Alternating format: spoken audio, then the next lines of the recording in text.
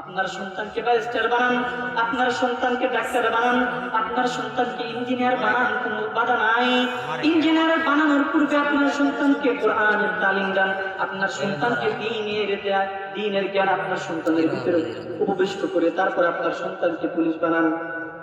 আপনার সন্তানকে এমন ভাবে বানায়েন না বৃদ্ধ বয়সে যখন আপনি যাবেন আপনার ঘরের ভিতরে আপনার জায়গা হয় না, এমন সন্তান বানায়েন না বৃদ্ধ বয়সে হওয়ার পর আপনার জায়গা হয় বৃদ্ধাশ্রম।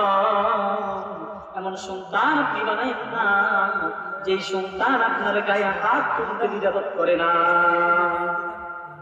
দুনিয়াতে সকল কাম আমরা মনে করি আমার সন্তানকে সরকারি চাকরি আমি দিয়ে দিয়েছি, আমি সফল। আমার সন্তানকে এত বড় একটা ব্যবসা আমি দিয়ে দিয়েছি, আমি সফল। না, কখনোই না, আপনি সফল না।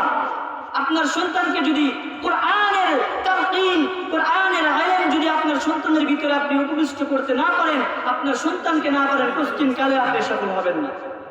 একথা তখন বুঝে আসবে যখন আপনার সন্তান আপনার ঘাড় ধাক্কা দিয়ে আপনার ঘর থেকে বের করে দিবে।